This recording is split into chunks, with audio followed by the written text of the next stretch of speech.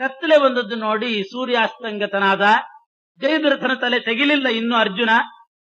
ಈಗ ಅವನು ಅಗ್ನಿ ಪ್ರವೇಶ ಮಾಡಿ ಸಾಯ್ತಾನೆ, ನಾವೆಲ್ಲ ಸಂತೋಷ ಪಡೋಣ ನೋಡಿ ಅಂತ ಎಲ್ಲ ಕೌರವರು ಭ್ರಾಂತರಾಗಿ ಬಿಟ್ಟು, ಸೂರ್ಯನೇ ಮುಳುಗಿದ ಅಂತ ಭ್ರಾಂತಿ ಬಂತವರಿಗೆ.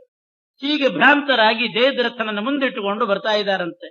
ಸೂರ್ಯ ಮುಳುಗಿಬಿಟ್ಟಿದ್ದಾನೆ, ಕತ್ತಲಾಯಿತು, ಅಗ್ನಿ ಪ್ರವೇಶ ಮಾಡ್ತಾನೆ ಅಂತ ಸಂತೋಷದಿಂದ ಬರುವಾಗ ಅವರೆಲ್ಲ ಬಂದು ಕೂಡಲೇ ಇದ್ದಕ್ಕಿದ್ದ ಹಾಗೆ ಕತ್ತಲೆ ನಾಶ ಮಾಡಿದನಂತೆ ಕೃಷ್ಣ. ಸೃಷ್ಟಿಕರ್ತನೂ ಹೌದು, ಸಂಹಾರಕರ್ತನೂ ಹೌದು. ಕತ್ತಲೆ ನಾಶ ಆಗೋಯ್ತು. ಕತ್ತಲೆ ನಾಶ ಆಗಿದೆ, ಇನ್ನು ಸೂರ್ಯ ಕಾಣ್ತಾ ಇದ್ದಾನೆ ಅಂತರಿಕ್ಷದಲ್ಲಿ. ಕೆಳಗಡೆ ರಣರಂಗದಲ್ಲಿ ಜಯದ್ರಥ ಕಾಣ್ತಾ ಇದ್ದಾನೆ. ಕೃಷ್ಣ ಹೇಳಿದನಂತೆ, ನೋಡು ಅರ್ಜುನ, ಇನ್ನೂ ಸೂರ್ಯ ಮುಳುಗಿಲ್ಲ, ಸೂರ್ಯ ಇನ್ನೂ ಅಸ್ತಂಗತನಾಗಿಲ್ಲ, ಜಯದ್ರಥ ಬರ್ತಾ ಇದ್ದಾನೆ ನೋಡು, ಬಾಣ ಬಿಡು ಅಂದ. ಇವನಿಗೆ ಜೀವ ಬಂದ ಹಾಗಾಯ್ತು ಅರ್ಜುನನಿಗೆ. ಇಲ್ದಿದ್ರೆ ಅಗ್ನಿ ಪ್ರವೇಶ ಮಾಡೋ ಪರಿಸ್ಥಿತಿ. ಇನ್ನೂ ಅಲ್ಲಿ ಸೂರ್ಯ ಮುಳುಗಿಲ್ಲ, ಜಯದ್ರಥ ಕಂಡ, ಬಾಣ ಬಿಡು ಅಂತಂದು ಕೂಡಲೇ ಬಿಟ್ಟೇ ಬಿಟ್ನಂತ. ಇನ್ನೂ ಮಾತು ಮುಗಿಸಿಲ್ಲ, ಹೇಗೆ ಬಿಡಬೇಕು ಏನು ಅಂತೆಲ್ಲ ಹೇಳಬೇಕಾಗಿತ್ತು. ಬಿಡು ಬಾಣ ಅಂತಂದು ಕೂಡಲೇ ಜೀವ ಉಳಿತು ಅಂತಂದ, ಬಾಣ ಬಿಟ್ಟ. ಒಂದೇ ಬಾಣಕ್ಕೆ ಅವನ ತಲೆ ಹಾರಿ ಹೋಯ್ತಂತ. ತಲೆ ಹಾರಿತು, ಅಂತರಿಕ್ಷಕ್ಕೆ ಹಾರಿತು. ಕೃಷ್ಣ ಅಂತ ಇದ್ದಾನೆ, ಇನ್ನೂ ಪೂರ್ತಿ ಮಾತು ಮುಗಿಸಿಲ್ಲ, ಅಷ್ಟರಲ್ಲೇ ಬಾಣ ಬಿಟ್ಟಿಯಲ್ಲೋ ಅಂದ. ಮಾತು ಮುಗಿಸಿಲ್ಲ, ಅವನಿಗೆ ಉಳಿದ್ರು ಸಾಕು ಅಂತ ಆಗಿತ್ತು, ಬಾಣ ಬಿಟ್ಬಿಟ್ಟಿದ್ದಾನೆ. ಅಲ್ಲ, ಮಾತೇ ಮುಗಿಸಿಲ್ಲ. ಈಗ ಆ ತಲೆ ಬುರುಡೆ ಜಯದ್ರಥನ ತಲೆ ಹಾರಿ ಹೋಯ್ತಲ್ಲ, ಅದೇನಾದ್ರೂ ಕೆಳಗಡೆ ನೆಲದ ಮೇಲೆ ಬಿತ್ತು, ಭೂಸ್ಪರ್ಶ ಆಯ್ತು ಅಂತಂದ್ರೆ ನಿನ್ ತಲೆ ಹೋಳಾಗ್ತದೆ ಅಂದ ಕೃಷ್ಣ. ಯಾಕೆ ಅಂದ್ರೆ ಜಯದ್ರಥನಿಗೆ ಅವರಪ್ಪ ವರ ಕೊಟ್ಟಿದ್ನಂತೆ, ಯಾರು ಮಗು ನಿನ್ನ ತಲೆಯನ್ನ ಭೂಸ್ಪರ್ಶ ಮಾಡಿಸ್ತಾರೆ ಅವ್ರ ತಲೆ 100 ಹೋಳಾಗ್ಲಿ ಅಂತ. ಈಗ ನೀನ್ ಹಾರಿಸಿ ಬಿಟ್ಟು ಕೆಳಗಡೆ ಬಿತ್ತು ಅಂದ್ರೆ ನಿನ್ ತಲೆ ಹೋಳಾಗ್ತದೆ, ಎಲ್ಲಿ ಬೀಳಿಸ್ಬೇಕು ಏನು ಅಂತ ನಾನಿನ್ನು ಹೇಳುವವನಿದ್ದೆ, ಅಷ್ಟರಲ್ಲೇ ನೀನು ಬಾಣ ಬಿಟ್ಟಿಯಲ್ಲ. ಪೂರ್ತಿ ಮಾತು ಕೇಳಿ ಕೆಲಸ ಮಾಡ್ಬೇಕು, ಹೇಳಿದ ಕೂಡಲೇ ಹೊರಟು ಬಿಡೋದಲ್ಲ. ಸಾವಕಾಶವಾಗಿ ನಿಂತ್ಕೊಂಡು ಸಾವಧಾನವಾಗಿ ಪೂರ್ತಿ ಕೇಳಬೇಕು, ಏನೇನ್ ತರಬೇಕು ಎಲ್ಲ ಕೇಳ್ಕೊಂಡು ಹೊರಡ್ಬೇಕು. ಬಾಣ ಬಿಡು ಅಂದ್ ಕೂಡಲೇ ಬಿಟ್ಟೇ ಬಿಟ್ಟ. ತಲೆ ಕೆಳಗೆ ಬಿದ್ರೆ ಇವನ್ ತಲೆ ಹೋಗ್ತದೆ, ಇನ್ನೂ ಗೋಳಾಯ್ತು. ಏನ್ ಮಾಡ್ಬೇಕು? ಪುಂಖಾನುಪುಂಖ ಬಾಣ ಬಿಡ್ತಿದ್ದಾನೆ ಅರ್ಜುನ. ಆ ತಲೆ ಬುರುಡೆಗೆ ಅನುಪುಂಖ ಪುಂಖೈಹಿ, ಒಂದ್ರ ಮೇಲೊಂದು ಬಾಣ ಬಿಟ್ಟು ಅಂತರಿಕ್ಷದಲ್ಲೇ ನಿಲ್ಲಿಸಿದ್ದಾನೆ. ಕೃಷ್ಣ ಏನು ಮಾಡಿ, ಎಲ್ಲಿ ಬೀಳಿಸಲಿ ಹೇಳು ಅಂತಿದ್ದಾನೆ. ಭೂಮಿ ಮೇಲೆ ಬಿದ್ದರೆ ನನ್ನ ತಲೆ ಹೋಗ್ತದೆ, ಎಲ್ಲಿ ಬೀಳಿಸಲಿ ಅಂತ ಕೇಳ್ತಾ ಇದ್ದಾನೆ. ಒಂದು ಕಣ್ಣು ಆ ಕಡೆ, ಒಂದು ಕಣ್ಣು ಕೃಷ್ಣನ ಕಡೆ. ಈ ಕಡೆನೂ ನೋಡ್ಬೇಕು, ಕೇಳಬೇಕು. ಕೆಳಗಡೆ ಬಿತ್ತು ಅಂದ್ರೆ ಔಟು, ಈ ತಲೆ ಬುರುಡೆ ಬಿತ್ತು ಅಂದ್ರೆ ಇವನ್ ಗೋವಿಂದ ಔಟ್, ಪೂರ್ತಿ ಪ್ರಪಂಚದಿಂದಲೇ ಔಟ್. ಇವನ್ದೇ ತಲೆ ಒಡೆದು ಹೋಗ್ತದೆ. ಏನ್ ಮಾಡ್ಬೇಕು ಅಂತ ಕೃಷ್ಣನ್ ಕೇಳ್ತಾ ಇದ್ದಾನೆ. ಆಗ ಕೃಷ್ಣ ಸರ್ವಜ್ಞ ಮಹಾನುಭಾವ, ಇದೆಲ್ಲ ಎಲ್ಲಿ ಗೊತ್ತಿತ್ತು ಅರ್ಜುನನಿಗೆ? ಜಯದ್ರಥನಿಗೆ ಅವರಪ್ಪನ ವರ ಇದ್ದದ್ದು ಏನಿಲ್ಲ, ಇದೆಲ್ಲ ಬಾಣ ಬಿಟ್ಟ, ತಲೆ ಹಾರಿಸಿ ಬಿಟ್ಟ.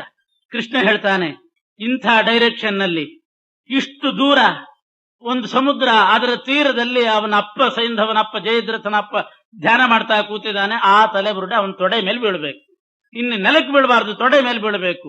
ಸರಿಯಾದ ಲೆಕ್ಕ ಕೊಟ್ಟ. ಮತ್ತೆ ಜರಾಸಂಧನ ಲೆಕ್ಕ ಅಲ್ಲ, ಅವನ ಗದೆ ಹಾಗಲ್ಲ, ಸರಿಯಾದ ಲೆಕ್ಕ ಕೊಟ್ಟಿದ್ದಾನೆ. ಆಮೇಲೆ ಅರ್ಜುನ ಮತ್ತೊಂದು ಬಾಣ ಪ್ರಯೋಗ ಮಾಡಿದನಂತೆ. ಅಷ್ಟೇ ವೇಗದಿಂದ ಆ ತಲೆ ಬುರುಡೆ ಹೋಗಿ ಬಿದ್ದಿರಬೇಕು, ಆ ರೀತಿ ಬಾಣ ಬಿಟ್ಟಂತೆ. ಎಲ್ಲ ಆವಾಗಿನ ಕೌಶಲ ಇತ್ತು. ಇದೆಲ್ಲ ಬಾಂಬ್ ಬಿಟ್ರೆ ಎಲ್ಲಿ ಹೋಗಿ ಬೀಳಬೇಕು ಅದೇ ರೀತಿ ಬಿಡ್ತಾರಲ್ಲ, ಹಾಗಿತ್ತು ಆವಾಗ. ಅರ್ಜುನ ಅದೇ ರೀತಿ ಒಂದು ಬಾಣ ಬಿಟ್ಟ. ಆಮೇಲೆ ಆ ತಲೆ ಬುರುಡೆ ನೇರ ಹೋಗಿ ಆ ಸಮುದ್ರ ತೀರದಲ್ಲಿದ್ದ ಅವನ ತೊಡೆ ಮೇಲೆ ಬಿತ್ತಂತ. ಬಿದ್ದು ಕೂಡಲೇ ಅವನಿಗೆ ಗಾಬರಿಯಾಗಿ ಏನೋ ಬಿತ್ತು ಅಂತಂದ, ತೆಗೆದು ನೆಲಕ್ಕೆ ಹಾಕಿಬಿಟ್ಟ. ನೆಲಕ್ಕೆ ಹಾಕಿದ ಕೂಡಲೇ ಅವನ ತಲೆ ಹೋಳಾಯ್ತಂತ. ಅವನ್ ವರ ಕೊಟ್ಟವನೇ ಸತ್ತ. ಈ ರೀತಿ ಇಷ್ಟು ಚಮತ್ಕಾರ ಮಾಡಿ ಇಬ್ಬರನ್ನು ಕೂಡ ಒಂದೇ ಸಲಕ್ಕೆ ವಧೆ ಮಾಡಿಸಿದ್ದಾನೆ ಶ್ರೀಕೃಷ್ಣ. ಇದೆಲ್ಲ ಅರ್ಜುನನ ಮೇಲೆ ಮಾಡಿದಂತಹ ಪರಮಾನುಗ್ರಹ. ಭಾಗವತದಲ್ಲಿ ಪರೀಕ್ಷಿತ್ ರಾಜ ಕೃಷ್ಣನ್ ಕಥೆ ಕೇಳುವಾಗ ಇದನ್ನೇ ನೆನಪು ಮಾಡ್ಕೋತಾನಂತ. ಪಿತಾಮಹಾಮೇ ಸಮರೇ ಮರಂಜಯೈ ದೇವವ್ರತಾದ್ಯಾತಿರಥೈಸ್ತಿಮಿಂಗಿಲೈ ದುರತ್ಯಯಂ ಕೌರವ ಸೈನ್ಯ ಸಾಗರಂ ಕೃತ್ವಾತರನ್ ವತ್ಸಪದಂ ಸ್ಮಯತ್ ಪ್ಲವಾಹ. ಹೀಗೆ ಕೌರವ ಸೈನ್ಯದಲ್ಲಿ ಎಂತೆಂಥ ಘಟಾನುಘಟಿಗಳೆಲ್ಲ ಇದ್ರು, ಅವ್ರನ್ನೆಲ್ಲ ಮೀರಬೇಕಾಗಿದ್ರೆ ಶ್ರೀಕೃಷ್ಣನ ಪರಮಾನುಗ್ರಹ ಹೀಗಿತ್ತು. ಇಲ್ಲದಿದ್ರೆ ವೈಷ್ಣವಾಸ್ತ್ರದಿಂದ ಸತ್ತು ಹೋಗ್ಬೇಕಾಗಿತ್ತು. ಈಗ ತಾನು ಅಗ್ನಿ ಪ್ರವೇಶ ಮಾಡಬೇಕಾಗಿತ್ತು. ಜಯದ್ರಥನ ತಲೆ ತೆಗೆದಿದೆ, ಹೋಗ್ಲಿ, ಅವನ ತಲೆ ತೆಗೆದ್ರೂ ಕೂಡ ಅದು ಕೆಳಗೆ ಬಿದ್ದಾಗ ಮತ್ತೆ ಇವನು ಸತ್ತು ಹೋಗ್ತಿದ್ದ. ಇಂಥ ಅನೇಕ ಆಪತ್ತುಗಳನ್ನ ಪಾರು ಮಾಡಿದ್ದಾನೆ ಶ್ರೀಕೃಷ್ಣ. ಮಹಾಭಾರತ ಯುದ್ಧ ಪ್ರಾರಂಭವಾಗಿ 13 ದಿವಸ ಕಳೆದಿದೆ. 14ನೇ ದಿವಸ ಅರ್ಜುನ ಬಹಳ ವಿಶೇಷವಾದ ರೀತಿಯಲ್ಲಿ ಅವತ್ತು ಯುದ್ಧ ಮಾಡಬೇಕು ಅಂತ ಹೊರಟಿದ್ದಾನೆ. ಶ್ರೀಕೃಷ್ಣ ಸಾರಥಿಯಾಗಿ ರಥ ಮುನ್ನಡೆಸ್ತಾ ಇದ್ದಾನೆ. ಅರ್ಜುನ ಕೌರವರ ಸೈನ್ಯದಲ್ಲಿ ಮುನ್ನುಗ್ಗಿ ಹೋಗ್ತಾ ಇರುವಾಗ ಶ್ರುತಾಯುಧ ಅಂತ ಒಬ್ಬ ಎದುರು ಬರ್ತಾನೆ. ಸುದಕ್ಷಿಣ, ಕಾಂಬೋಜ ಇತ್ಯಾದಿಗಳೆಲ್ಲ ಬಂದ್ರು. ಶ್ರುತಾಯುಧಂ ನದೀಜಾತಂ ವರುಣಾದ್ ಆಸಸಾದಹ, ಸುದಕ್ಷಿಣ, ಕಾಂಬೋಜ, ಅಂಬಷ್ಟ ಇವರನ್ನೆಲ್ಲ ಕೊಂದ ಮೇಲೆ ಶ್ರುತಾಯುಧ ಬರ್ತಾನೆ. ಶ್ರುತಾಯುಧಂ ನದೀ ಜಾತಂ, ವರುಣದೇವರಿಗೆ ಪರ್ಣಾಶ ಅನ್ನುವಂತಹ ಒಂದು ನದಿಯಲ್ಲಿ ಹುಟ್ಟಿದವನು ಶ್ರುತಾಯುಧ. ಅವನಿಗೆ ಶ್ರುತಾಯುಧ ಅಂತ ಹೆಸರು ಬರಲಿಕ್ಕೆ ಕಾರಣ, ವರುಣದೇವರೇ ಆ ಪರ್ಣಾಶೆಯ ಪ್ರಾರ್ಥನೆ ಪ್ರಕಾರ, ಪರ್ಣಾಶೆಯಲ್ಲಿ ಹುಟ್ಟಿದ್ದ ಶ್ರುತಾಯುಧ, ಅವನು ಅವಧ್ಯನಾಗಬೇಕು ಅಂತ ಬಯಸಿದ್ಲಂತೆ ತಾಯಿ. ಅದಕ್ಕೆ ವರುಣದೇವರು ಒಂದು ಜನ ಬಳಿ ಗದೆ ಕೊಟ್ಟು ಒಂದು ವರ ಕೊಟ್ಟಿರ್ತಾರೆ, ಈ ಗದೆ ನಿನ್ನಲ್ಲಿರುವವರೆಗೆ ನೀನು ಅವಧ್ಯನಾಗ. ಆದರೆ ಆ ಗದೆಯನ್ನ ಯಾರ್ಯಾರ ಮೇಲೋ ಹಾಕಬಾರ್ದು. ಯಾರು ಯುದ್ಧಕ್ಕೆ ಬಂದಿರ್ತಾರೆ, ಯುದ್ಧ ಮಾಡ್ತಿರ್ತಾರೆ, ಅವ್ರ ಮೇಲೆ ಪ್ರಯೋಗ ಮಾಡಬೇಕು. ಯುದ್ಧ ಮಾಡದೇ ಇರುವವ್ರ ಮೇಲೆ ಏನಾದ್ರೂ ಗದೆ ಹಾಕಿದೆ ಅಂತ ಆದ್ರೆ ಅದು ನಿನಗೇ ಮಾರಕ ಆಗ್ತದೆ ವಾಪಸ್ ಬಂದು ಅಂತ ಹೇಳಿದ್ರು. ಅಂಥ ಒಂದು ಗದೆ ಕೊಟ್ಟಿದ್ರು. ಅದರಿಂದ ಅವನು ಶ್ರುತಾಯುಧ ಅಂತ, ಶ್ರುತ ಅಂದ್ರೆ ಬಹಳ ಪ್ರಸಿದ್ಧವಾದ ಆಯುಧವುಳ್ಳವನು ಅಂತ ಶ್ರುತಾಯುಧ ಅಂತ ಆಗಿದ್ದ. ಎಲ್ಲರೂ ಅದ್ರ ಬಗ್ಗೆನೇ ಕೇಳಬೇಕು, ಆ ಗದೆ ಬಗ್ಗೆ. ಹೀಗೆ ಶ್ರುತಾಯುಧ ಅನ್ನುವನು ಅರ್ಜುನನ್ ಜೊತೆಗೆ ಯುದ್ಧ ಮಾಡ್ಲಿಕ್ಕೆ ಬಂದ. ಯಸ್ಯಾದಾದ್ ವರುಣೋ ದಿವ್ಯಾಂ ಅಮೋಘಾಂ ಮಹತೀಂ ಗದಾಂ ಸತು ತೇನ ಶರೈಸ್ತೀಕ್ಷ್ಣೈರರ್ಪಿತೋ ವಿರಥಂ ಕ್ಷಣಾತ್ ಚಕಾರ ಪಾರ್ಥಸ್ಯ ರಥಮಾರುಹ್ಯಾರಿಧರಾಯತಾಂ ಗದಾಂ ಚಿಕ್ಷೇಪಸಾ ತಸ್ಯ ವಾರುಣೇ ಶಿರ ಏವತು ಬಿಭೇದ ಶತಧಾ ಶೀರ್ಣ ಮಸ್ತಿಷ್ಕ ಸೋಪತದ್ಭುವಿ. ಏನೇನು ಅನುಗ್ರಹ ಪರಮಾತ್ಮಂದಿದೆ ಅರ್ಜುನನಿಗೆ ಅಂತ ನೋಡ್ಬೇಕು. ಅರ್ಜುನ ಮತ್ತು ಶ್ರುತಾಯುಧ ಇಬ್ರು ಯುದ್ಧ ಮಾಡುವಾಗ ಆ ಶ್ರುತಾಯುಧ ಅವನು ಯುದ್ಧ ಮಾಡ್ತಾ ಮಾಡ್ತಾ ಹಾರಿ ಅರ್ಜುನನ ರಥಕ್ಕೆ ಬರ್ತಾನೆ. ಬಂದವನು ಅರ್ಜುನನ ಮೇಲೆ ಹಾಕಬೇಕಾಗಿತ್ತು ಇದನ್ನ ಗದೆಯನ್ನ, ಅರ್ಜುನ ವರುಣದೇವರು ಕೊಟ್ಟಿರ್ತಕ್ಕಂಥ ಗದೆಯನ್ನ, ಅಮೋಘವಾದ ಗದೆ. ಆದ್ರೆ ಯುದ್ಧ ಮಾಡದೇ ಇರತಕ್ಕಂಥ ಕೃಷ್ಣನ ಮೇಲೆ ಹಾಕಿಬಿಟ್ನಂತ. ಅವನಿಗೆ ಏನ್ ಹಾಗೆ ಪ್ರೇರಣೆ ಆಯ್ತೋ ಏನೋ ಕೃಷ್ಣನ ಮೇಲೆ ಹಾಕಿದ. ಗದಾಂ ಚಿಕ್ಷೇಪ, ಯಾರ ಮೇಲೆ? ಚಕಾರ ಪಾರ್ಥಸ್ಯ ರಥಂ ವಿರಥಂ ಕ್ಷಣ ಚಕಾರ ಪಾರ್ಥಸ್ಯ ರಥಂ ಆರುಹ್ಯ ಅರಿಧರಾಯತಾಂ ಗದಾಂ ಚಿಕ್ಷೇಪ. ಕೃಷ್ಣನ ಮೇಲೆ ಹಾಕಿದ. ಕೃಷ್ಣನ ಮೇಲೆ ಹಾಕುವಾಗ ಆ ಕೃಷ್ಣನ ಹೆಗಲಿಗೆ ಬಿತ್ತಂತೆ ಶ್ರುತಾಯುಧ ಹಾಕಿದ ಗದೆ. ಅವನ ಹೆಗಲಿಗೆ ಬಿದ್ದದ್ದು ಚೆಂಡು ಹೇಗೆ ಗೋಡೆಗೆ ಹಾಕಿದ್ರೆ ಹಾರಿ ವಾಪಸ್ ಪುಟ್ಟದು ಬರ್ತದೆ, ಕೃಷ್ಣನ ಹೆಗಲಿಗೆ ಬಿದ್ದ ಗದೆ ಹೋಗಿ ಅವನ ತಲೆಗೆ ಬಡಿದು ಅವನ ತಲೆ 100 ಹೋಳಾಗೋಯ್ತು. ಹೀಗೆ ಶ್ರುತಾಯುಧ ಅರ್ಜುನನನ್ನ ಸಂಹಾರ ಮಾಡಬೇಕು ಅಂತಿದ್ದವನು ಕೃಷ್ಣನ ಮೇಲೆ ಗದಾ ಪ್ರಹಾರ ಮಾಡಿದ. ಅವನಿಗೆ ಆ ವರುಣದೇವರು ಹೇಳಿದ ಮಾತು ಮರ್ತು ಹೋಗಿಬಿಟ್ಟಿತ್ತಂತ. ವರುಣದೇವರು ಅಷ್ಟು ಹೇಳಿದ್ರು, ಯುದ್ಧ ಮಾಡುವವ್ರ ಮೇಲೆ ಮಾತ್ರ ಹಾಕಬೇಕು ಹೊರತು ಯುದ್ಧ ಮಾಡದೇ ಇರೋರ ಮೇಲೆ. ಅಯುದ್ಧಂತಂ ಸ್ವಗದಯ ಯದಿ ತಾಡಯಸಿ ಸ್ವಯಂ ದಯಾ ವಿಶೀರ್ಣ ಮಸ್ತಿಷ್ಕೋ ಮರಿಷ್ಯಸಿ ನ ಸಂಶಯ. ಯುದ್ಧ ಮಾಡದೇ ಇರೋರ ಮೇಲೆ ಹಾಕಿದ್ರೆ ನಿನ್ನ ಮೇಲೆ ಬಂದು ಅದು ನಿನ್ನನ್ನೇ ಕೊಂದು ಬಿಡ್ತದೆ, ನಿನ್ನ ತಲೆನೇ ಒಡೆದು ಹೋಗ್ತದೆ ಅಂತ ಹೇಳಿದ್ರು. ಮರೆತು ಬಿಟ್ಟ. ಅಮೋಘಾಚ ಅನ್ಯಥಾಸೇಯಂ ಗದಾತವ ಭವಿಷ್ಯತಿ. ಯುದ್ಧ ಮಾಡೋರ ಮೇಲೆ ಹಾಕಿದ್ರೆ ಅಮೋಘ, ಬೇರೆಯವ್ರ ಮೇಲೆ ಹಾಕಿದ್ರೆ ನಿಂದೆ ತಲೆ ಹೋಗ್ತದೆ. ಆ ರೀತಿ ಹಾಕಿ ತಾನು ತನ್ನ ತಲೆ ಕಳ್ಕೊಂಡ ಶ್ರುತಾಯುಧ. ಅರ್ಜುನ ಬದುಕುಳಿದ. ಇದೆಲ್ಲ ಭಗವಂತನ ಅನುಗ್ರಹದಿಂದಲೇನೆ ಆಗಿರೋದು ಅಂತ ಹೇಳಬೇಕು. ಈ ರೀತಿ ಶ್ರುತಾಯುಧ ಸತ್ತ ಮೇಲೆ ದುರ್ಯೋಧನನಿಗೆ ಬಹಳ ವ್ಯಥೆ ಆಗ್ತದೆ. ಅವನು ಶ್ರುತಾಯುಧ ಆ ಕಡೆ ಸೇರಿದ್ದ. ಬಹಳ ವ್ಯಥೆ ಆಯಿತು. ಹತೇಷು ವೀರೇಷು ನಿಜೇಷು ಸಂಘರ್ಷೋ ವಿದ್ರಾವಿತೇಷು ಆಲುಲಿತೇ ಚ ಸೈನ್ಯೇ ದುರ್ಯೋಧನೋ ದ್ರೋಣಮುಪೇತ್ಯ ದೀನಂ ಉವಾಚ ಹಾ ಪಾರ್ಥ ಉಪೇಕ್ಷಿತಸ್ತ್ವಯ.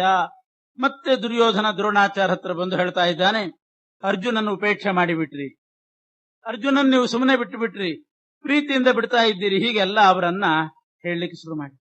ಅದಕ್ಕೆ ಅವ್ರು ಹೇಳಿದ್ರಂತೆ, ನೀನೇನು ಚಿಂತೆ ಮಾಡಬೇಡ, ನಾನು ಅವನ ಮೇಲೆ ವ್ಯಾಮೋಹದಿಂದ ಇದರಿಂದ ಬಿಟ್ಟದ್ದಲ್ಲ, ನೀನೇ ಯುದ್ಧ ಮಾಡು, ನಿನಗೆ ದಿವ್ಯವಾದಂತಹ ಒಂದು ಕವಚವನ್ನ ಕೊಡ್ತೇನೆ ಅಂತ ದ್ರೋಣಾಚಾರ್ಯರು ಒಂದು ಕವಚ ಕೊಟ್ಟರಂತೆ ದುರ್ಯೋಧನನಿಗೆ. ಆ ಕವಚ ಕಟ್ಟಿಕೊಳ್ಳಿಕ್ಕೆ ಒಂದು ಮಂತ್ರವನ್ನು ಉಪದೇಶ ಮಾಡಿದರಂತೆ. ಆ ಕವಚ ಮತ್ತು ಮಂತ್ರ ಅದರ ಹಿನ್ನೆಲೆ ಬಹಳ ಸ್ವಾರಸ್ಯವಾಗಿದೆ. ರುದ್ರದೇವರು ಆ ಕವಚವನ್ನ ಧಾರಣೆ ಮಾಡಿದ್ರಂತೆ. ರುದ್ರದೇವರು ಕವಚ ಧಾರಣೆ ಮಾಡಿ ಯುದ್ಧ ಮಾಡ್ತಾ ಇದ್ರಂತೆ ಹಿಂದೆ. ಅಂಥ ಕವಚವನ್ನ ರುದ್ರದೇವರು ಇಂದ್ರನಿಗೆ ಕೊಟ್ರಂತೆ. ಇಂದ್ರನಿಗೆ ಕೊಟ್ಟು ಮಂತ್ರನೂ ಹೇಳ್ಕೊಟ್ರಂತೆ, ಈ ಮಂತ್ರದಿಂದ ಇದನ್ನು ಕಟ್ಟುಗೋ, ನೀನು ಜಯಗಳಿಸ್ತೆ ಅಂತ. ಹೀಗೆ ಶಿವ ಇಂದ್ರನಿಗೆ ಕೊಟ್ಟದ್ದು ಆ ಕವಚ. ಇಂದ್ರನಿಂದ ಆ ಕವಚ ಮತ್ತು ಮಂತ್ರವನ್ನ ಪಡೆದವರು ಅಂಗಿರಸ್ ಅನ್ನೋರು. ಅಂಗಿರಸ್ನಿಂದ ಬೃಹಸ್ಪತಿಗಳಿಗೆ ಬಂತಂತೆ. ಬೃಹಸ್ಪತ್ಯಾಚಾರ್ಯರು ಅದನ್ನ ಅಗ್ನಿವೇಶನಿಗೆ ಕೊಟ್ರಂತೆ. ಅವರಿಂದ ದ್ರೋಣಾಚಾರ್ಯರಿಗೆ ಬಂತು. ದ್ರೋಣಾಚಾರ್ಯರು ಆ ಕವಚ ಮತ್ತು ಮಂತ್ರವನ್ನು ದುರ್ಯೋಧನನಿಗೆ ಕೊಡ್ತಾ ಇದ್ರು. ಈ ಕವಚ ಹಾಕೊಂಡ್ರೆ ಅದನ್ನು ಯಾರೂ ಭೇದಿಸಲಿಕ್ಕೆ ಸಾಧ್ಯ ಇಲ್ಲ.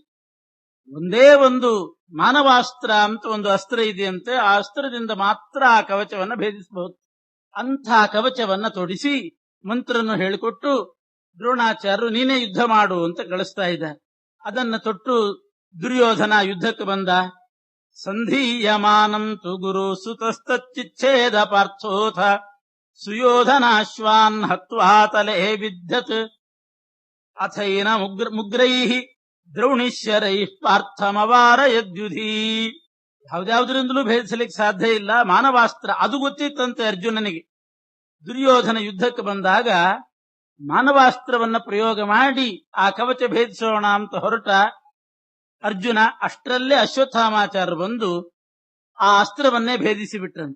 ಅಶ್ವತ್ಥಾಮಾಚಾರ್ಯರು ಆ ಮಾನವಾಸ್ತ್ರವನ್ನು ಛೇದಿಸಿದ ಮೇಲೆ ಅರ್ಜುನ ಇನ್ನೊಂದ್ಸಲ ಅದನ್ನ ಪ್ರಯೋಗ ಮಾಡ್ಲಿಕ್ಕಿಲ್ಲ, ಆ ಬಾಣವನ್ನು ಪ್ರಯೋಗ ಮಾಡ್ಲಿಕ್ಕಿಲ್ಲ. ಅದು ಹಾಗಿತ್ತಂತೆ. ಮಾನವಾಸ್ತ್ರವನ್ನ ಮತ್ತೊಂದ್ಸಲ ಅವರೇನಾದರೂ ಪ್ರಯೋಗ ಮಾಡಿದರೆ ಅರ್ಜುನ ಪಾಡಿದ್ರೆ ಆಗ್ತಂತೆ. ಆದ್ರಿಂದ ಒಂದ್ಸಲ ಮಾಡಬೇಕು. ಆ ಅಸ್ತ್ರ ಅಭಿಮಂತ್ರಿತವಾದ ಬಾಣವನ್ನ ತುಂಡು ಮಾಡಿಬಿಟ್ರು ಅಶ್ವತ್ಥಾಮಾಚಾರ್ಯರು. ಇನ್ನೊಂದ್ಸಲ ಅದನ್ನು ಬಿಡೋ ಹಾಗಿಲ್ಲ. ಕೊನೆಗೆ ಅಂಗೈಗೆ ಬಾಣ ಬಿಟ್ಟನಂತೆ. ಅಲ್ಲಿ ಕವಚ ಇದ್ದಿಲ್ಲಂತೆ. ಅಂಗೈಗೆ ಬಾಣ ಬಿಟ್ಟು ಗಾಯಗೊಳಿಸಿದನಂತೆ ಅರ್ಜುನ. ಆಮೇಲೆ ಅಶ್ವತ್ಥಾಮಾಚಾರ್ಯರಿಗೂ ಅರ್ಜುನನಿಗೂ ಯುದ್ಧ ಪ್ರಾರಂಭ ಆಗ್ತದೆ. ಈ ರೀತಿ ಯುದ್ಧ ಮಾಡ್ತಾ ಮಾಡ್ತಾ ಅರ್ಜುನ ಕೌರವರ ಸೈನ್ಯದ ಮಧ್ಯಕ್ಕೆ ಪ್ರವೇಶ ಮಾಡಿದ್ದಾನೆ. ದ್ರೋಣಾಚಾರ್ಯರು ಆ ಕಡೆ ಪಾಂಡವರ ಸೈನ್ಯದ ಮಧ್ಯದಲ್ಲಿ ಅವರು ಪ್ರವೇಶ ಮಾಡಿದ್ದಾರೆ. ಪಾರ್ಥೇ ಪ್ರವಿಷ್ಟೇ ಕುರು ಸೈನ್ಯ ಮಧ್ಯಂ ದ್ರೋಣೋ ವಿಶತ್ ಪಾಂಡವ ಸೈನ್ಯಮಾಶು. ಅರ್ಜುನ ಇವರ ಸೈನ್ಯದ ಮಧ್ಯಕ್ಕೆ ಬಂದಿದ್ದಾನೆ, ದ್ರೋಣಾಚಾರ್ಯರು ಆ ಕಡೆ ಹೋಗಿದ್ದಾರೆ. ದ್ರೋಣಾಚಾರ್ಯರು ಹೇಗೆ ಯುದ್ಧ ಮಾಡಿದರು ಅಂತ ಹೇಳ್ತಾರೆ. ಆವಾಗ ಸವೀರವರ್ಯ ಸ್ಥವಿರೋಪಿ ಯೂನಾಂ ಯುವೇವ ಮಧ್ಯೆ ಪ್ರಚಚಾರಧನ್ವಿನಾಂ ಪ್ರಪಾತಯನ್ ವೀರಶಿರಾಂಸಿ ಬಾಣೈಃ ಯುಧಿಷ್ಠಿರಂಚ ಸದದುಗ್ರವೀರ್ಯ. ಆವಾಗ ದ್ರೋಣಾಚಾರ್ಯರು ವೃದ್ಧರು, ಆದರೂ ಕೂಡ ಯುವಕರ ಮಧ್ಯೆ ಅತ್ಯಂತ ಯುವಕನಂತೆ ಆ ಪಾಂಡವರ ಸೈನ್ಯದ ಮಧ್ಯದಲ್ಲಿ ಹೋಗಿ ನವ ಯುವಕರಂತೆ ಹೋರಾಡಿ ತಮ್ಮ ಪರಾಕ್ರಮ ತೋರಿಸ್ತಾ ಇದ್ದಾರೆ. ಆವಾಗಲೇ ದ್ರುಪದ ರಾಜನ ಮಗ ಸತ್ಯಜಿತ್ ಅನ್ನುವನನ್ನ ಕೊಂದು ಹಾಕಿದ್ರು ದ್ರೋಣಾಚಾರ್ಯರು. ಆವಾಗ ಯುಧಿಷ್ಠಿರ ಯುದ್ಧಕ್ಕೆ ಹೋದ. ದ್ರೋಣಾಚಾರ್ಯರಿಗೂ ಯುಧಿಷ್ಠಿರನಿಗೂ ಯುದ್ಧ ಆಗ್ತಾ ಇದೆ. ಯುಧಿಷ್ಠಿರ ಇವನ ಎಲ್ಲ ಆಯುಧಗಳನ್ನ ಏನೇನು ಮೊದಲು ಬಿಲ್ಲು ಕಡ್ದು ಹಾಕಿದ್ರಂತೆ, ಅವರು ಬಿಲ್ಲು ತುಂಡು ಮಾಡಿದ್ರು. ಶಕ್ತಿಯಾಯುಧವನ್ನೆಸ್ತ ಅದನ್ನು ಕೂಡ ಬ್ರಹ್ಮಾಸ್ತ್ರದಿಂದ ಸುಟ್ಟು ಬಿಟ್ರಂತೆ. ಧರ್ಮರಾಜನ ಕುದುರೆ ಹೋಯಿತು, ರಥದಿಂದ ಕೆಳಗೆ ಹಾರಿದ, ರಥ ಪುಡಿಯಾಗಿದೆ. ಎಲ್ಲವನ್ನೂ ನಾಶ ಮಾಡಿದ್ರು ದ್ರೋಣಾಚಾರ್ಯರು. ಕೊನೆಗೆ ಯುಧಿಷ್ಠಿರನನ್ನ ಇನ್ನೇನು ಹಿಡಿಬೇಕು. ದುರ್ಯೋಧನ ಅದನ್ನೇ ಅಂದಿದ್ದ, ಧರ್ಮರಾಜನ ಹಿಡ್ಕೊಂಡು ಬನ್ನಿ ಅಂತ.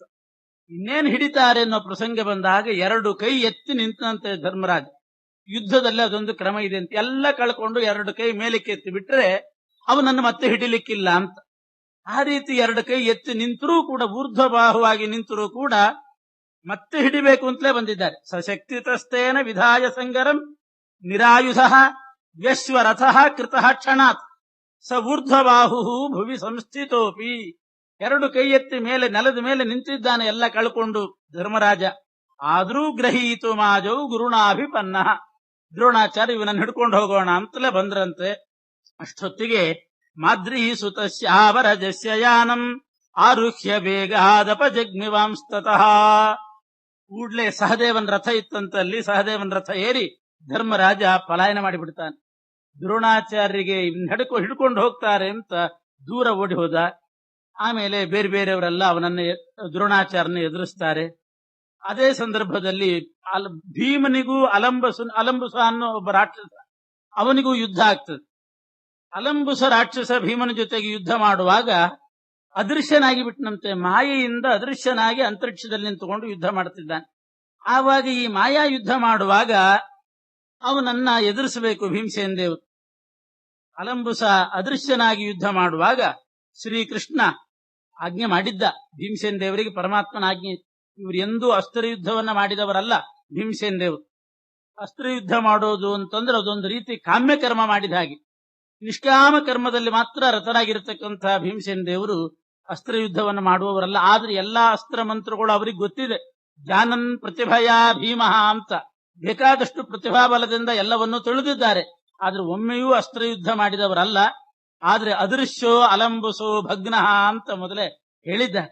ಅದೃಶ್ಯನಾಗಿ ಅಲಂಬುಸ ಯುದ್ಧ ಮಾಡುವಾಗ ಕೃಷ್ಣನ ಆಜ್ಞಾ ಪ್ರಕಾರವಾಗಿ ಭೀಮಸೇನ ದೇವರು ಕೂಡ ತ್ವಾಷ್ಟ್ರಾಸ್ತ್ರವನ್ನ ಅಲ್ಲಿ ಪ್ರಯೋಗ ಮಾಡ್ತಾರಂತೆ. ತನಗೂ ಅಸ್ತ್ರಜ್ಞಾನ ಇದೆ ಅಂತ ಎಲ್ಲರೂ ತಿಳ್ಕೊಳ್ಬೇಕು. ಭೀಮಸೇನ ದೇವರಿಗೆ ಅಸ್ತ್ರಜ್ಞಾನ ಇದ್ದಿಲ್ಲ ಅಂತ ಆಗಬಾರ್ದು. ಎಲ್ಲಾ ವಿಧ ಜ್ಞಾನನೂ ಭೀಮಸೇನ ದೇವರಿಗಿದೆ. ಅದನ್ನು ತಿಳಿಸಲಿಕ್ಕೆ ಅಸ್ತ್ರಜ್ಞತಾಂ ಆತ್ಮನಿ ಕೇಶವಾಜ್ಞೆಯ ಸಂದರ್ಶಯನ್ ಆಗತ ಧರ್ಮ ಸಂಕಟ, ಹೀಗೆ ತಾನು ಅಸ್ತ್ರಜ್ಞ ಅನ್ನೋದನ್ನು ತಿಳಿಸಲಿಕ್ಕೋಸ್ಕರ ತ್ವಾಷ್ಟ್ರಾಸ್ತ್ರಮಾದತ್ತ ಸ ಕಾಮ್ಯ ಕರ್ಮ ಹೀನೋಪಿ ಭೀಮಃ ತತ ಉತ್ಥಿತಾಶ್ಚರಾಃ. ತ್ವಾಷ್ಟ್ರಾಸ್ತ್ರ ಪ್ರಯೋಗ ಮಾಡಿದ್ರು. ಆ ಬಾಣಗಳೆಲ್ಲ ಹೋಗಿ ಆ ಅದೃಶ್ಯ ವೇದಿಗಳಾಗಿ ಹೋಗಿ ಆ ರಾಕ್ಷಸನನ್ನ ಹಿಂಸೆ ಪಡಿಸ್ತಾ ಇದ್ದಾರೆ. ಹೀಗೆ ಭೀಮಸೇನ ದೇವರು ತಮ್ಮ ಅಸ್ತ್ರಜ್ಞಾನವನ್ನು ಕೂಡ ಅಲ್ಲಿ ಪ್ರದರ್ಶನ ಮಾಡಿದ್ರು ಅಂತ ಹಿಂದೆನೋ ಬಂದಿತ್ತು, ಈಗಲೂ ಹೇಳ್ತಾರೆ. ಈ ರೀತಿ ಭೀಮಸೇನ ದೇವರ ಬಾಣ ಬಿದ್ದಾಗ ಅಲಂಬುಸ ಪಲಾಯನ ಮಾಡ್ತಾ ಇದ್ದಾನೆ. ಘಟೋತ್ಕಚ ಅಲಂಬುಸನನ್ನ ನಿಲ್ಲಿಸಿ ಆಮೇಲೆ ಘಟೋತ್ಕಚ ಅಲಂಬುಸನ ಜೊತೆಗೆ ಯುದ್ಧ ಮಾಡಿದನಂತೆ. ಆ ಅಲಂಬುಸ ಅನ್ನೋ ರಾಕ್ಷಸನಿಗೂ ಘಟೋತ್ಕಚನಿಗೂ ಯುದ್ಧ ನಡೀತು. ಘಟೋತ್ಕಚಸ್ತಂ ವಿರಥಂ ವಿಧಾಯ ಖಸ್ತಂ ಖಯೇವಾಭಿಯೋಧ ಸಂಸ್ಥಿತ. ಅವನು ಆಕಾಶದಲ್ಲಿ ನಿಂತಿದ್ರೆ, ಆಕಾಶಕ್ಕೆ ಹಾರಿದ್ರೆ, ಘಟೋತ್ಕಚನು ಕೂಡ ತಾನೂ ಆಕಾಶಕ್ಕೆ ಹಾರಿ ಆಕಾಶದಲ್ಲೇ ತಾನೂ ನಿಂತು ಯುದ್ಧ ಮಾಡಿದನಂತೆ. ಇಬ್ಬರು ಆಕಾಶದಲ್ಲಿ ನಿಂತುಕೊಂಡು ಯುದ್ಧ ಮಾಡ್ತಿದ್ದಾರೆ. ಅದ್ಭುತವಾದ ಯುದ್ಧ, ಮಹಾಭಾರತ ಯುದ್ಧ ಅಂತ. ಬರೀ ಭೂಮಿ ಮೇಲೆಲ್ಲ ನಿಂತು ಇಬ್ರು ಆಕಾಶದಲ್ಲಿ ನಿಂತು ಯುದ್ಧ ಮಾಡಿದ್ರು. ತತಸ್ತುತಂ ಭೀಮಸುತೋ ನಿಗೃಹ್ಯ ನಿಪಾತ್ಯ ಭೂಮೌ ಪ್ರದದೌ ಪ್ರಹಾರಂ. ಆಮೇಲೆ ಘಟೋತ್ಕಚ ಆ ಅಲಂಬುಸ ರಾಕ್ಷಸನನ್ನು ಹಿಡಿದು ಅವನನ್ನು ಕೆಳಗಡೆ ಬೀಳಿಸಿ ಅವನನ್ನು ತುಳಿದು ಪದಾ ಶಿರಸ್ಸೇವಸ ಪಿಷ್ಟಮಸ್ತಕ, ತಲೆ ಮೇಲೆ ಒದ್ದು ತುಳಿದು ಪುಡಿ ಮಾಡಿ ಅವನನ್ನು ಕೊಂದು ಹಾಕ್ತಾನೆ. ಮಮಾರ ಮಧ್ಯೆ ಪೃಥಿವೀಪತೀನಾಂ, ಎಲ್ಲ ರಾಕ್ಷಸರ ಸಮ್ಮುಖದಲ್ಲಿ ನೆಲದ ಮೇಲೆ ಬಿದ್ದು ಹತನಾದ. ತಸ್ಮಿನ್ ಹತೆ ಭೀಮಸೇನಿ ಕುರುಣಾಂ ವ್ಯದ್ರಾವಯದ್ರಥ ವೃಂದಂ ಸಮಂತಾತ್. ಇನ್ನೂ ಎಷ್ಟೋ ಜನ ಸೈನಿಕರನ್ನ ಘಟೋತ್ಕಚ ಓಡಿಸ್ತಾ ಇದ್ದಾನೆ. ನಂತರ ಕೃತವರ್ಮ ಬಂದಂತೆ ಯುದ್ಧ ಮಾಡಲಿಕ್ಕೆ. ಕೃತವರ್ಮ ಯುದ್ಧ ಮಾಡಲಿಕ್ಕೆ ಬಂದು ಎಲ್ಲ ಪಾಂಡವರನ್ನೂ ಸೋಲಿಸಿಬಿಟ್ನಂತೆ. ಸತೇನ ಪಾಂಚಾಲಗಣಾನ್ ವಿಜಿಗ್ಗೇ ಯಮೌಚ ಭೀಮಸ್ಯ ಪುರೋಥತಂಚ ವಿವ್ಯಾಧ ಬಾಣೇನ ಸ ವಾಸುದೇವವರಂ ವಿಜಾನನ್ ನತದಾ ಸಮಭ್ಯಯಾತ್. ಕೃತವರ್ಮನಿಗೆ ಕೃಷ್ಣ ಒಂದು ವರ ಕೊಟ್ಟಿದ್ದಂತೆ ಹಿಂದೆ. ಒಂದು ಮುಹೂರ್ತ ನೀನು ಎಲ್ಲರನ್ನೂ ಕೂಡ ಪರಾಜಯಗೊಳಿಸ್ತಿ, ಎಲ್ಲರನ್ನೂ ಕೂಡ ಸೋಲಿಸ್ತಿ ಅಂತ ಒಂದು ವರ ಇತ್ತಂತೆ, ಕೃಷ್ಣನ ವರ. ಅದರಿಂದಾಗಿ ಕೃತವರ್ಮ ಒಂದು ಮುಹೂರ್ತ ಕಾಲ ಯುದ್ಧ ಮಾಡಿ ಎಲ್ಲರನ್ನೂ ಪರಾಜಯಗೊಳಿಸಿದಂತೆ. ಭೀಮನನ್ನು ಪರಾಜಯಗೊಳಿಸಿದನೋ ಅಂತ ಪ್ರಶ್ನೆ ಬರ್ತದೆ. ವರಂ ವಿಜಾನನ್ ನತದಾ ಸಮಭ್ಯಯಾತ್.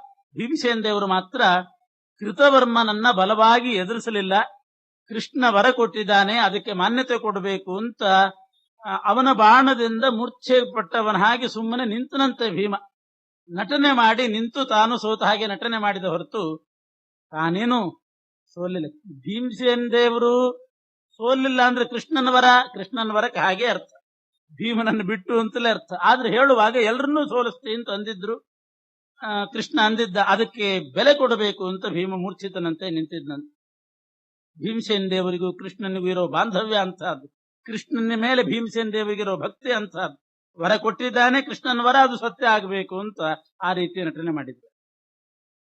ಆಮೇಲೆ ಸಾತ್ಯಕಿ ಅವನನ್ನು ಓಡಿಸ್ತಾನೆ. ಯಾದವರನ್ನಾರನ್ನೂ ಕೂಡ ಆ ರೀತಿ ಇದ್ದಿಲ್ಲ, ಅವ್ರನ್ನ ಬಿಟ್ಟು ಬೇರೆಯವ್ರನ್ನೆಲ್ಲ ಗೆಲ್ಲಿ ಅಂತಿತ್ತು. ಆದ್ರಿಂದ ಸಾತ್ಯಕಿ ಕೃತವರ್ಮನನ್ನ ಓಡಿಸಿದ. ಆಮೇಲೆ ಅರ್ಜುನನಿಗೂ ಕರ್ಣಾದಿಗಳಿಗೂ ಅಶ್ವತ್ಥಾಮ ಇವರೆಲ್ಲ ಸೇರಿ ಅರ್ಜುನನ ಮೇಲೆ ಮುತ್ತಿಗೆ ಹಾಕ್ತಾರೆ. ಇವರೆಲ್ಲರೂ ಮುತ್ತಿಗೆ ಹಾಕಿದಾಗ ಕೃಷ್ಣ ಯೋಚನೆ ಮಾಡಿದ, ಕರ್ಣಾದಿಗಳು ಅಶ್ವತ್ಥಾಮಾದಿಗಳು ಪ್ರತಿಯೊಬ್ಬರೂ ಬಂದು ಅರ್ಜುನನ ಮೇಲೆ ಆಕ್ರಮಣ ಮಾಡಿದಾಗ ಅವ್ರನ್ನೆಲ್ಲ ಹೆದರಿಸಬೇಕು ಅಂತ ಶ್ರೀಕೃಷ್ಣ ತನ್ನ ಪಾಂಚಜನ್ಯ ಶಂಖವನ್ನ ಒಂದ್ಸಲ ಊದಿದನಂತೆ.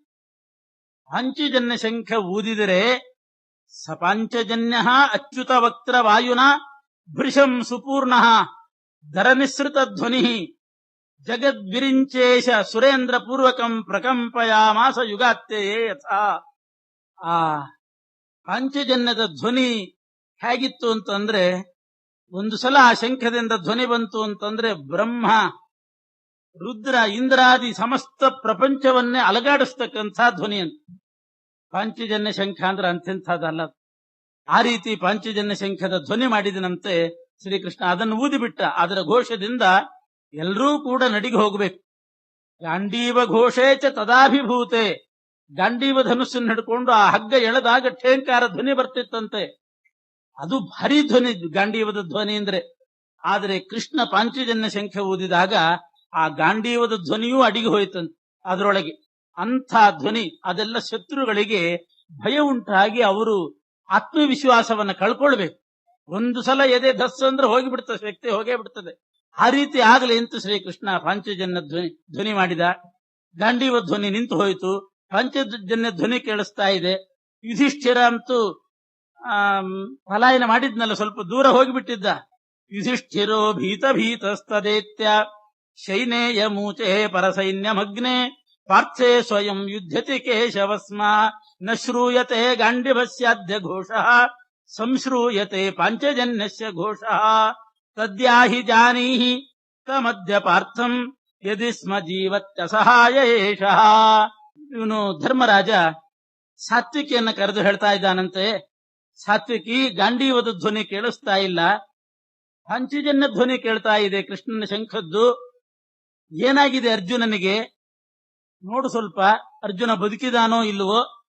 ಗಾಂಡೀವ ಧ್ವನಿ ಅಡಿಗೋಗಿದೆ, ಕೃಷ್ಣ ಬಹುಶಃ ತಾನೇ ಯುದ್ಧ ಮಾಡ್ತಿರಬೇಕು, ಏನೋ ಅನಾಹುತ ಆಗಿದೆ, ನೀ ಹೋಗು, ಏನಾಗಿದೆ ನೋಡು, ಅರ್ಜುನನಿಗೆ ರಕ್ಷಣೆ ಕೊಡಬೇಕು ಅಂತ ಸಾತ್ವಿಕಿಯನ್ನ ಕೊಟ್ಟು ಕಳಿಸ್ತಾನೆ.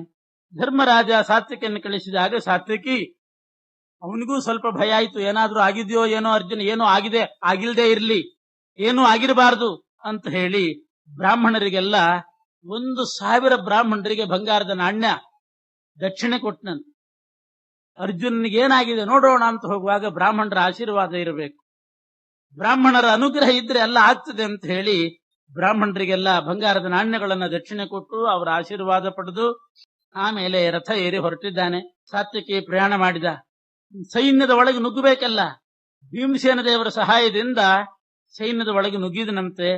ಭೀಮಸ್ತು ಸೇನಾ ಮುಖಮಾಶು ಭಿತ್ವಾ ಪ್ರಾವೇಶಯತ್ ಯುಯುಧಾನಂ ಚ ಮುಂತಾಂ ಸಯುಧ್ಯಮಾನೋ ಗುರುಣಾಭ್ಯುಪೇಕ್ಷಿತಃ ಸೂತನ್ನಿಹತ್ಯ ದ್ರಾವಯಾಮಾಸ ಚಾಶ್ವಾನ್.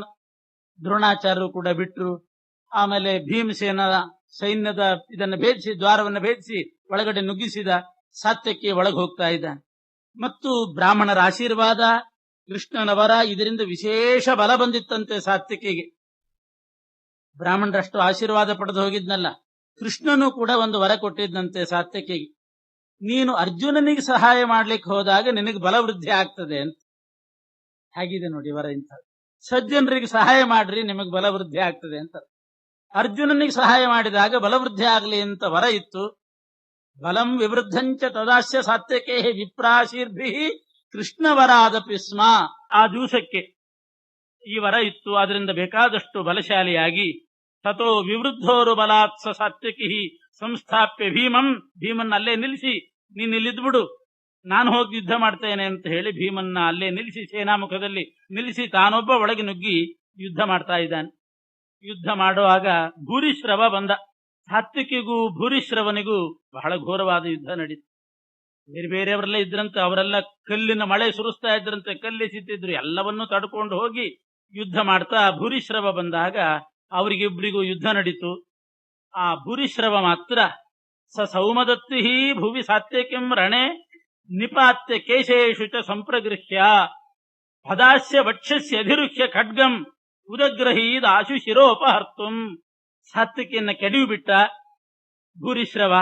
ಸಾತ್ವಿಕಿಯನ್ನ ನೆಲದ ಮೇಲೆ ಕೆಡವಿ ಅವನ ಎದೆ ಮೇಲೆ ಕಾಲೂರಿ ಕೂತುಕೊಂಡು ಅವನ ತಲೆ ಜುಟ್ಟನ್ನು ಒಂದು ಕೈಯಲ್ಲಿ ಹಿಡ್ಕೊಂಡು ಇನ್ನೊಂದು ಕೈಯಲ್ಲಿ ಖಡ್ಗ ತೆಗೆದು ಅವನ ಶಿರಚ್ಛೇದ ಮಾಡೋಣ ಅಂತ ಹೊರಡ್ತಾ ಇದ್ದಾನೆ. ಎಲ್ಲ ರಥ ಕಳ್ಕೊಂಡು, ಆಯುಧ ಕಳ್ಕೊಂಡು, ಎಲ್ಲ ಆಯುಧ ನಾಶ ಆಗಿ ನಿರಾಯುಧನಾಗಿ ಸಾತ್ವಿಕಿ ಬಿದ್ದಿದ್ದಾನೆ. ಅಂಗಾತ ಕೆಡವಿ ಅವನ ಜುಟ್ಟು ಹಿಡಿದು ಖಡ್ಗ ಪ್ರಹಾರ ಮಾಡಬೇಕು, ಅವನ ತಲೆ ಕಡಿಯೋಣ ಅಂತಂದಾಗ ಅದನ್ನು ತಪ್ಪಿಸ್ಕೊಳ್ತಾ ಇದ್ದಾನಂತೆ ಸಾತ್ವಿಕ್. ಎಷ್ಟು ಬಲ ಹಾಕಿದಾನವನು, ಆದರೂ ಕೂಡ ಅವನು ಹಿಡಿದ ಹಾಗೆ ಅವನ ಕೈ ಸಮೇತ ತಲೆ ಅಲ್ಲಾಡಿಸ್ತಾ ಇದ್ದಾನಂತ ಆ ಕಡೆ ಕಡೆ. ಖಡ್ಗದಿಂದ ಪ್ರಹಾರ ಮಾಡ್ತಾ ಇದ್ರೆ ಅದು ಪಕ್ಕಕ್ಕೆ ಬೀಳಬೇಕು, ಇವನ್ ತಲೆಗೆ ಬೀಳ್ತಾ ಇಲ್ಲ. ಆ ರೀತಿ ತಪ್ಪಿಸ್ಕೊಂಡಂತೆ. ಅಷ್ಟು ವೇಗದಿಂದ ತಲೆಯನ್ನ ಗರ ಗರ ತಿರುಗಿಸ್ತಾ ಇದ್ದಾನೆ, ಆ ಕಡೆ ತಿರುಗಿಸ್ ಖಡ್ಗ ಪ್ರಹಾರ ಮಾಡುವಾಗ ತಪ್ಪಿಸ್ತಾ ಇದ್ದಾನಂತ. ಈ ರೀತಿ ಮಾಡಿ ಖಡ್ಗದ ಏಟು ಬೀಳದಿದ್ದ ಹಾಗೆ ಮಾಡ್ಕೊಳ್ತಿದ್ದಾನೆ. ಆದ್ರೂ ಪರಿಸ್ಥಿತಿ ಗಂಭೀರ ಆಯ್ತು. ಎಷ್ಟು ಅಂತ ಮಾಡ್ಯಾನ. ನೆಲದ ಮೇಲೆ ಬಿದ್ದಿದ್ದಾನೆ ಅಂಗಾತ. ಭೂರಿಶ್ರವನು ಕೂಡ ಮಹಾಬಲಶಾಲಿ. ಈ ರೀತಿ ಮಾಡ್ತಿರುವಾಗ ಎಲ್ಲೋ ಯುದ್ಧ ಮಾಡ್ತಿದ್ದ ಅರ್ಜುನ ಕೃಷ್ಣ ಸಾರಥಿಯಾಗಿದ್ದಾನೆ, ಅರ್ಜುನ ಇದ್ದಾನೆ. ಅಲ್ಲಿ ಕೂತ್ಕೊಂಡು ನೋಡಿದನಂತೆ ಕೃಷ್ಣ. ಅಲ್ಲಿ ಕೂತ್ಕೊಂಡು ನೋಡಿದ ಅಂದ್ರೆ ಆಸೀನೋ ದೂರಂ ರಜತಿ ಶಯಾನೋ ಯಾತಿ ಸರ್ವತಃ. ಕೂತಲ್ಲೇ ನೋಡಿದಾನೆ ಕೃಷ್ಣ. ಸ ವಿಶ್ವತಶ್ಚಕ್ಷು ಅಂತಾರೆ ಆಚಾರ್ಯರು. ತದ್ವಾಸುದೇವಸ್ತು ನಿರೀಕ್ಷ ವಿಶ್ವ ತಶ್ಚಕ್ಷು ಸ ವಿಶ್ವಚಕ್ಷುರ್ಜಗಾದಾಶು ಧನಂಜಯಂ ರಣೇ. ಎಲ್ಲಿಂದಲೋ ವಿಶ್ವಚಕ್ಷುವಾಗಿರತಕ್ಕಂತಹ ಶ್ರೀಕೃಷ್ಣ ಅದನ್ನು ನೋಡಿ ಅರ್ಜುನನಿಗೆ ಹೇಳ್ತಾ ಇದ್ದಾನೆ, ತ್ರಾಯಸ್ವ ಶೈನೇಯಮಿತಿ ಸ್ಮ ಸೋಪಿ ಭಲ್ಲೇನ ಚಿಚ್ಛೇದ ಭುಜಂ ಪರಸ್ಯ. ಕೃಷ್ಣ ಹೇಳಿದ, ಅರ್ಜುನ ಇಲ್ಲಿ ಆಮೇಲೆ ಯುದ್ಧ ಮಾಡುವಂತೆ ಅಲ್ಲಿ ಸಾತ್ವಿಕಿ ನಿನ್ ಶಿಷ್ಯ. ಸಾತ್ವಿಕಿ ಅಂದ್ರೆ ಅರ್ಜುನನ ಶಿಷ್ಯ. ಅವನು ಅರ್ಜುನನ ಹತ್ರ ಅಧ್ಯಯನ ಮಾಡಿದವನು.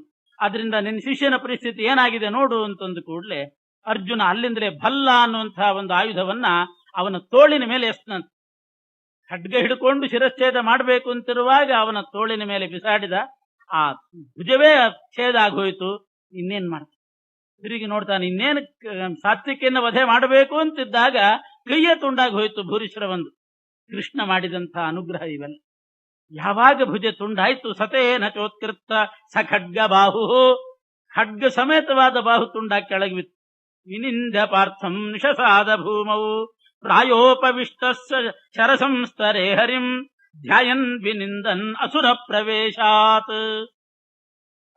ಖಡ್ಗ ಸಮೇತವಾಗಿ ಭುಜ ತುಂಡಾಗಿ ಬಿದ್ದಾಗ ಅರ್ಜುನನ್ನ ಬೈತಾ ಇದ್ದಾನಂತ. ಅದೃಶ್ಯನಾಗಿ ನನ್ನ ಮೇಲೆ ನೀನು ಬಾಣ ಪ್ರಯೋಗ ಮಾಡಿದ್ದೆ.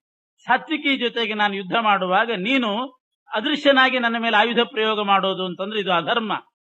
ಇದು ಕೃಷ್ಣನ ಪ್ರೇರಣೆ ನಿನಗೆ. ಕೃಷ್ಣ ಹೇಳಿದ್ದಾನೆ, ಕೃಷ್ಣ ಇಂಥ ಅಧರ್ಮ ಮಾಡ್ಲಿಕ್ಕೆ ಪ್ರೇರಣೆ ಮಾಡುವವನು. ಕೃಷ್ಣನಿಂದಾಗಿ ಇಂಥ ಅಧರ್ಮವನ್ನೆಲ್ಲ ಮಾಡ್ತಾ ಇದ್ದಿ ಅಂತ ಕೃಷ್ಣನ್ನೂ ಬೈದ, ಇವನ್ನೂ ಬೈದ. ಯಾಕೆ ಅಂದ್ರೆ ಅಸುರ ಪ್ರವೇಶ ಇತ್ತು, ಆ ರೀತಿ ಬೈತಾ ಇದ್ದಾನೆ. ಅಸುರಾವೇಶದಿಂದ ಹಾಗೆ ಮಾಡಿದ. ಆಮೇಲೆ ಧ್ಯಾನ ಮಾಡ್ತಾ ಪ್ರಾಯೋಪವೇಶಕ್ಕೆ ಕೂಡ್ತೇನೆ ಅಂತ ಕೂತಿದ್ದಾನೆ. ಗತಾಸುರಾವೇಶ ಉತಾತಿ ಭಕ್ತ್ಯ ಧ್ಯಾಯತ್ಯ ಮುಷ್ಮಿನ್ ಗರುಡಧ್ವಜಂ ತಂ. ಆಮೇಲೆ ಅಸುರಾವೇಶ ಹೋಯ್ತು. ಅರ್ಜುನನು ಅನ್ನಂತೆ ಒಬ್ರು ಜೊತೆಗೆ ಯುದ್ಧ ಮಾಡುವಾಗ ಇನ್ನೊಬ್ರು ಪ್ರಹಾರ ಮಾಡಬಾರ್ದು ಅಂತೇನಿಲ್ಲ, ಅಂಥ ನಿಯಮ ಏನಿಲ್ಲ. ಅದರಿಂದ ನಾನು ಮಾಡಿದ ಮೇಲಾಗಿ ನನ್ನ ಶಿಷ್ಯ ಆಪತ್ತಿನಲ್ಲಿದ್ದಾನೆ. ಅದರಿಂದ ನನ್ನ ಶಿಷ್ಯನ ಜೊತೆಗೆ ಯುದ್ಧ ಮಾಡಿದ್ರೆ ನನ್ನ ಜೊತೆಗೆ ಮಾಡಿದ ಹಾಗೆ, ಮಮ ಪ್ರಾಣಾಹಿ ಪಾಂಡವಾಹ ಅಂತ ಕೃಷ್ಣ ಹೇಳಿದ ಹಾಗೆ. ಆದ್ರಿಂದ ನಂದೇನು ತಪ್ಪಿಲ್ಲ ಅಂತ ಹೇಳ್ಕೊಂಡು, ಮತ್ತು ಅಭಿಮನ್ಯುವನ್ನ ನೀವೆಲ್ಲ ಇದು ಮಾಡಿದ್ರಲ್ಲ, ಎಲ್ಲರೂ ಕೂಡ ಆಕ್ರಮಣ ಮಾಡ್ಲಿಲ್ವೇ, ಹೀಗೆಲ್ಲ ಇವನು ಹೇಳ್ಕೊಂಡು ಉತ್ತರ ಕೊಟ್ಟ. ಅವನಿಗೆ ಅಸುರಾವೇಶ ಹೋಯ್ತು. ಅಸುರಾವೇಶ ಹೋದ ಮೇಲೆ ಪರಮಾತ್ಮನನ್ನೇ ಧ್ಯಾನ ಮಾಡ್ತಾ ಅಲ್ಲೇ ಬಾಣಗಳ ಮೇಲೆ ಕೂತು ಬಿಟ್ಟಿದ್ದಾನೆ ಪ್ರಾಯೋಪವೇಶ. ಅಷ್ಟರಲ್ಲೇ ಸಾತ್ವಿಕ ಎದ್ನಲ್ಲ, ಅಂತೂ ಬದುಕುಳದೆ ಅಂತ ಎದ್ದವನು ಶೈನೇಯ ಉತ್ಥಾಯ ನಿವಾರ್ಯಮಾಣ ಕೃಷ್ಣಾರ್ಜುನಾದ್ಯೈರಹರತ್ ಶಿರೋಶ್ಯ. ಅವನಿಗೆ ಅವಮಾನ ಆಗಿ ಹೋಗ್ಬಿಟ್ಟಿತ್ತು. ಈ ರೀತಿ ನನ್ನನ್ನು ಕೆಡವಿ ಶಿರಚ್ಛೇದ ಮಾಡ್ಲಿಕ್ಕೆ ಹೊರಟಿದ್ನಲ್ಲ ಅಂತ ಎದ್ದು ಖಡ್ಗ ತಗೊಂಡು ಅವನ ಶಿರಚ್ಛೇದ ಮಾಡ್ಲಿಕ್ಕೆ ಹೋಗ್ತಾ ಇದ್ದಾನೆ. ಕೈ ತುಂಡು ಮಾಡಿಕೊಂಡು ಕೂತು ಧ್ಯಾನ ಮಾಡ್ತಾ ಕೂತಂತ ಭೂರಿಶ್ರವನ ಮೇಲೆ ಆಯುಧ ಪ್ರಹಾರ ಮಾಡಿದ ಸಾತ್ವಿಕ. ಕೃಷ್ಣ ಅರ್ಜುನ ಎಲ್ಲರೂ ತಡಿತಿದ್ದಾರೆ, ಬೇಡ ಎಲ್ಲ ಬಿಟ್ಟು ಈಗ ಧ್ಯಾನ ಮಾಡ್ತಾ ಕೂತಿದ್ದಾನೆ, ಈಗ ಯಾಕೆ ಅಂದ್ರೂ ಕೂಡ ಕೇಳಲಿಲ್ಲ. ಹೋಗಿ ಅವನನ್ನ ವಧೆ ಮಾಡಿಬಿಟ್ಟ.